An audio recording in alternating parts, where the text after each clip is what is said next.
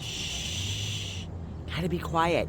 It is 6:30 in the morning. Well, wait, I don't have any neighbors. I don't have to be quiet. Welcome to Gardening TLC. Gonna be another scorcher today, 93. So we're gonna work in the garden this morning.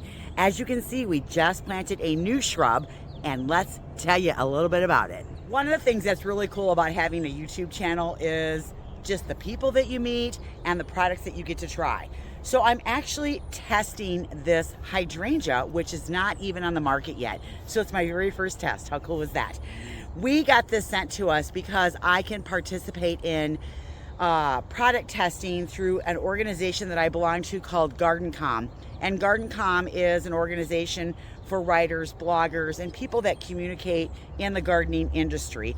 And part of what they get to do is test different products. And so I signed up for this test, and I get to try this brand new hydrangea that's not even on the market. It might not even make it to market because we are in test phase.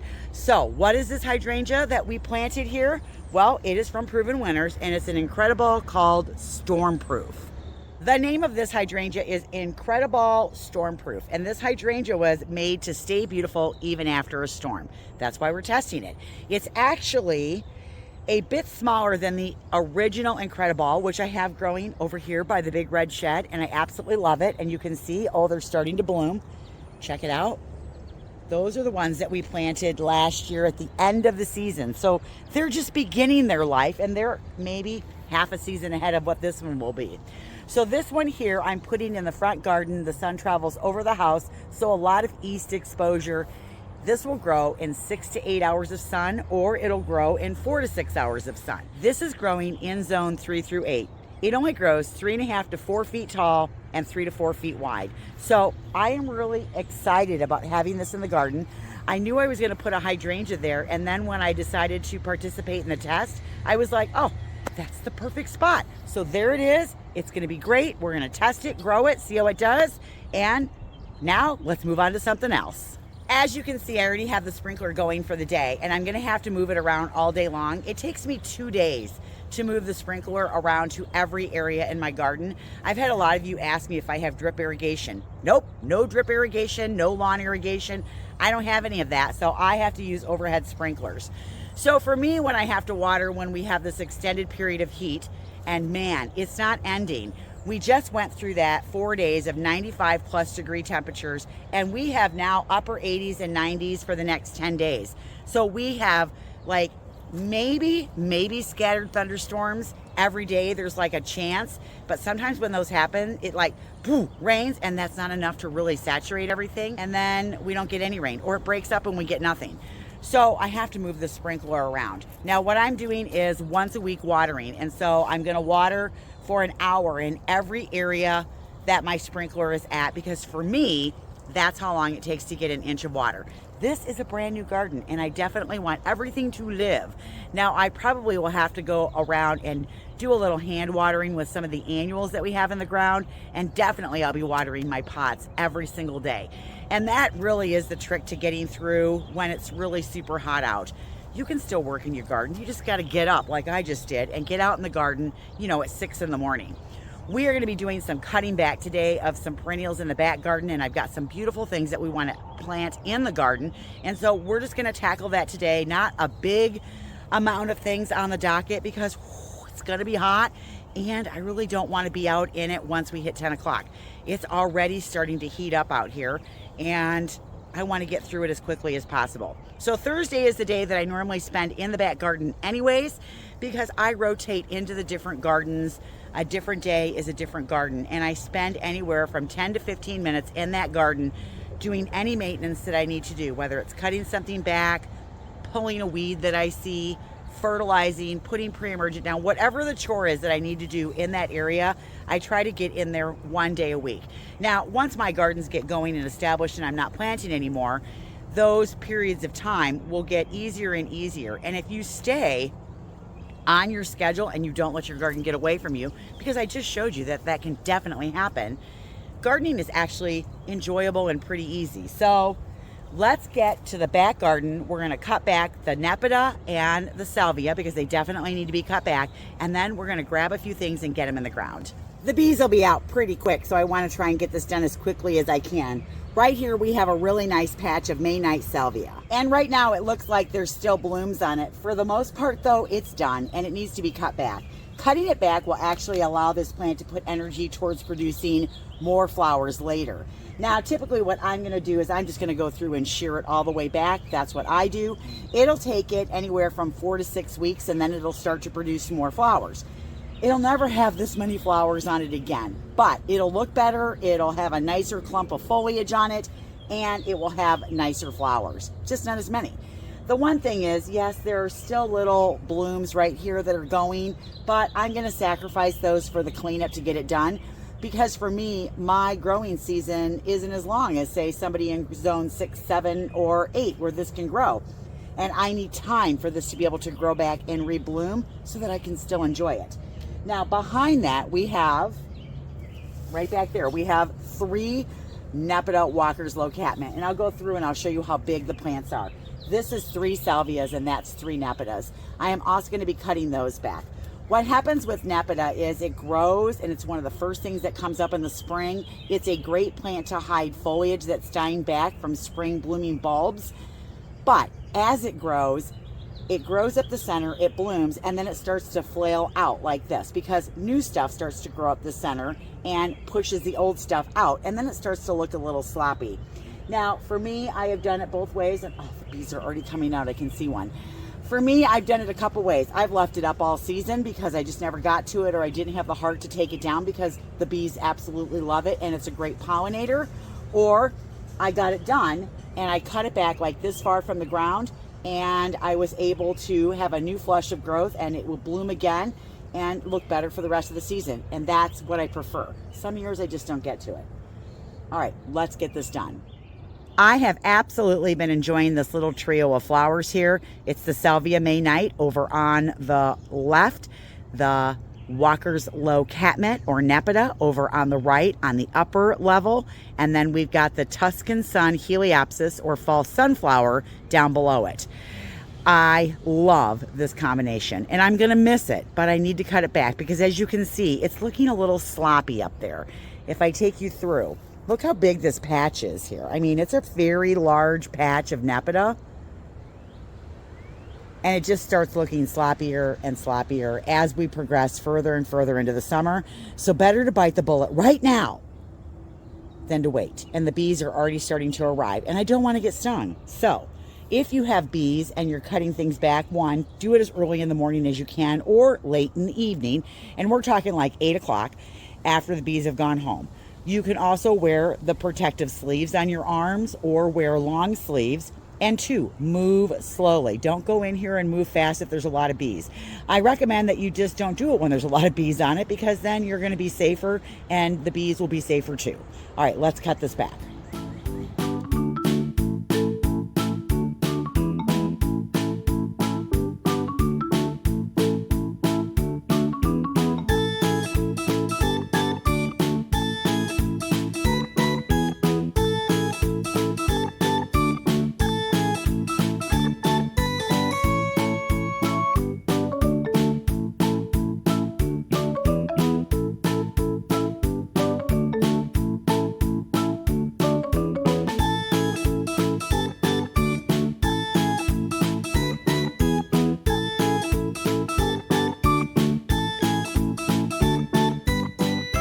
One chore all done, and I'm really glad that I got it done because I do have some earwig activity down there. I ended up cutting the salvia lower than I normally do because the bottoms of it were looking really rough. Also, let me show you what the foliage looked like from the red tulips that were in here earlier because there's pretty much nothing left. This is it. This is all that's left from the foliage from the tulips, and that's my kind of gardening because if I don't have to cut back and or look at that foliage dying back, that makes me so happy. Love that. Now, I did go around, you saw me sprinkle some bait. I used the bug and slug killer from Captain Jack's. It's a product made from bonide. The active ingredient is spinosad, which is something that's found in nature.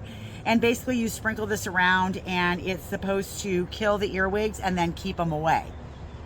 slugs too. So I use this in my hosta garden as well. In fact, I am going to sprinkle it around the hosta garden right now because I didn't get it done the other day when we did the hosta garden. So let me do that real fast, and then we're going to plant some really beautiful perennials. It is hot already. It's already 85 degrees out and it's only 8 in the morning. So I thought I'd cop a squat right here in the shade and talk to you about the perennials that we're going to put in this area.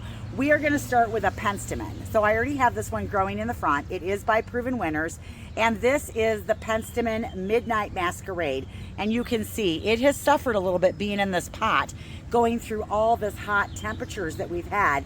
But once we get it in the ground, if we keep it hydrated, it'll be fine. So I love that this one will be blooming at the same time as the Heliopsis. So I've got the next layer down that's going to be purple. And what it says about this one is it grows 36 to 40 inches high, grows in zone 3 through 8. And let me read this to you because it's a better description than I could give. The perfect landscape perennial. Deep burgundy purple leaves look attractive all season long and form a tall, full, and refined habit. Rich lavender purple flowers with pure white interiors top the foliage on dark stems. So I like this one up front. I'm actually going to get more of them to put up there. I have 4 that I'm going to put in front of the yellow Heliopsis, and we're going to do 2 on one side, 2 on the other, and then we have a plant that we're going to put right in the center. Our center plant is going to be an Achillea called Saucy Seduction or Yarrow. I like Yarrow, and I like the fine foliage of this, and I think the fine foliage of this up next to that purple green foliage of the penstemon is going to look really nice. And I like that it's got a nice pretty purple pink flower with a white center. So isn't that pretty? So this one is called Saucy Seduction, and you have to be careful with yarrow because some yarrows do spread. Now this one I've grown before, and here where I live, growing in like a heavier clay, this doesn't spread as fast as some of the other ones do. I find that it is kind of a slow spreader, creates a nice clump, and then kind of stays put. So I'm good with that. But they do spread by underground rhizomes down here, so be careful because it can spread. This guy is growing in zone 3 through 8, 20 to 24 inches high. I'm going to plant it so it'll kind of like end up like this. So you've got this one in the middle and then 2 of these on one side and 2 on the other side. So I like that we're going to break up the texture of those throughout the yellow, and then it's going to come down a little bit further into the bed.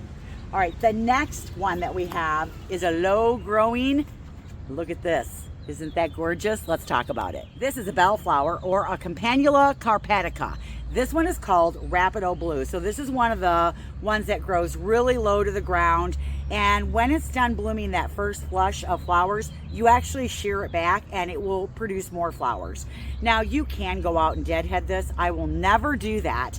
But if you do that, they say that it'll bloom longer. More than likely what I'll do is let it bloom, shear it back, let it bloom again. That's more my speed. All right, so this guy only grows 6 to 8 inches above the ground. And you could use them along the edge of the border and plant them really close together and then have the whole border lined with these. I'm not gonna do that. I only have, I think, 3. I think I have 3. And I'm just gonna put 3 of them in because in between them, I wanna put some more of that silver sage that we put along the edge of the pathway bed. And I think this is great. I grew this from seed, and it's got this nice fuzzy, you want to touch it, tactile, silver foliage. And they're growing pretty good in these little pots. They've gotten bigger since I put the ones in alongside the edge of the bed in the pathway garden. So I'm going to add some of these as well. So I'm going to have both of those together. So I kind of have those 2 textures going on. And then I grabbed one more plant because I thought, you know what, this would look really good in there as well. I also grabbed, now this is an annual for me, I grabbed a dahlia. I don't normally grow dahlias. It's not like my go-to, but I've decided to break down and I grabbed 3 of these because I want that dark foliage and I want that yellow flower in there. Look at that, isn't that pretty? So we bring the yellow forward as well. So we're gonna kind of scatter 3 of these throughout to break up the purple. This one is called Happy Days. And if I love it enough, I will dig up the tuber. If it's just I'll just let it die and that'll be the end of that. But this dahlia is only gonna grow 10 to 14 inches tall, 10 to 14 inches wide. It has a mounding habit. So we're gonna plant that like as a layer in front of the purples. Won't that be cool? All right, let's set them all in place and get them planted.